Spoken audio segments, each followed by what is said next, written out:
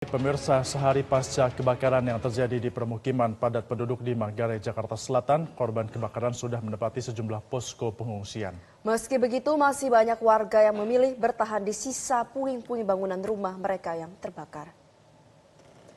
Warga RW 06 dan 012 terdampak kebakaran terlihat memenuhi sejumlah titik posko penampungan korban kebakaran seperti di posko Rumah Sakit Agung Pasar Baru, posko penampungan SDN 05, dan posko penampungan Magesen.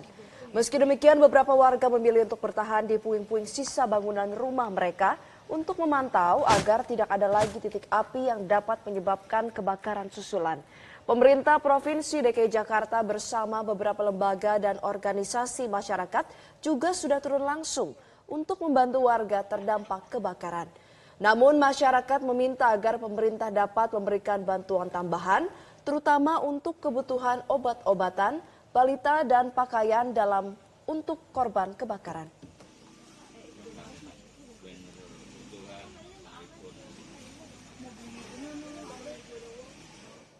Warga RW 06 dan 12 korban kebakaran di permukiman padat penduduk Manggarai sudah ditempatkan di berbagai titik posko penampungan warga. Dan kita akan bergabung dengan jurnalis Metro TV Amelia Narasoma dari Manggarai, Jakarta Selatan. Selamat pagi, Amel. Bagaimana kondisi para korban saat ini dan apa saja kebutuhan korban yang masih harus dipenuhi?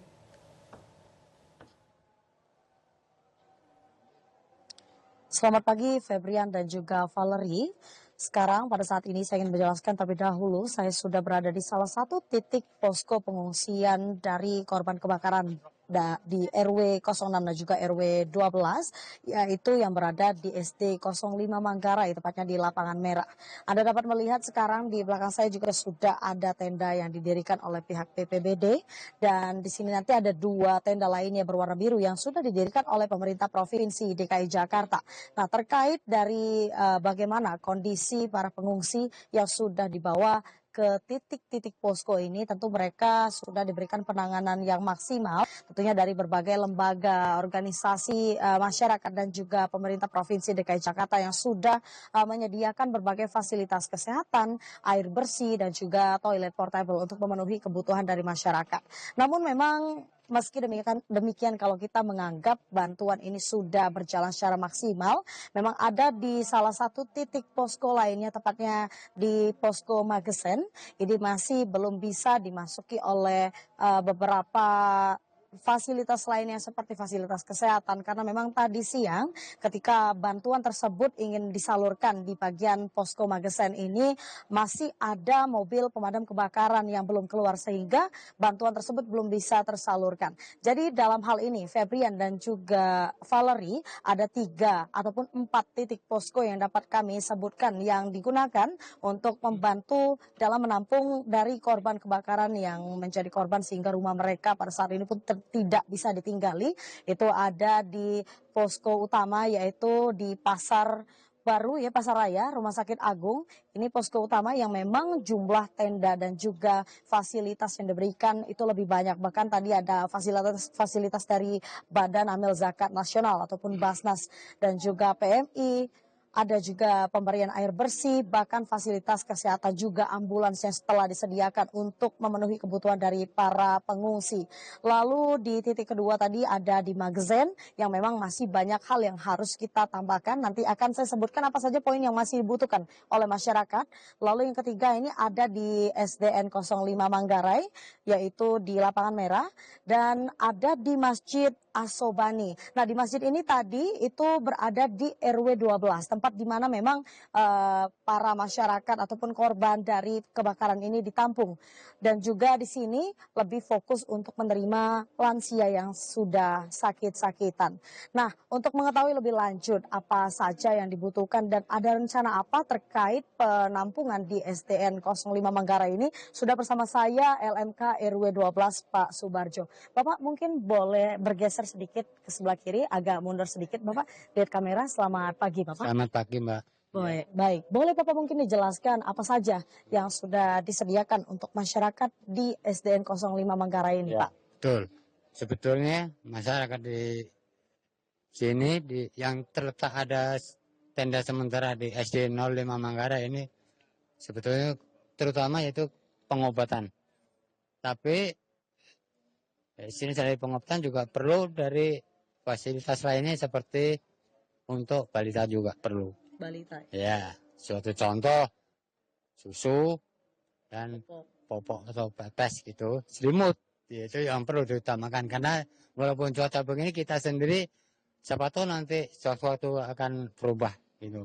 Baik, Bapak. Saya perlu mengkonfirmasi bahwa tadi ada statement yang mengatakan bahwa titik posko yang ada di SDN 05 Manggarai ini nantinya akan dipindahkan. Kalau boleh tahu mengapa dan kapan akan dipindahkan, Bapak? Karena di SD 05 Manggarai ini karena sekolah ini diliburkan terlebih dahulu untuk penampungan. Kalau menurut rencana sih kemungkinan hari Senin yang akan datang itu anak sekolah sudah mulai masuk dan ini nanti pengungsi akan dialihkan. Mungkin pertama mungkin bisa di Magesen atau yang kedua yaitu di belakang Rumah Sakit Agung yang sudah ada tenda tersebut.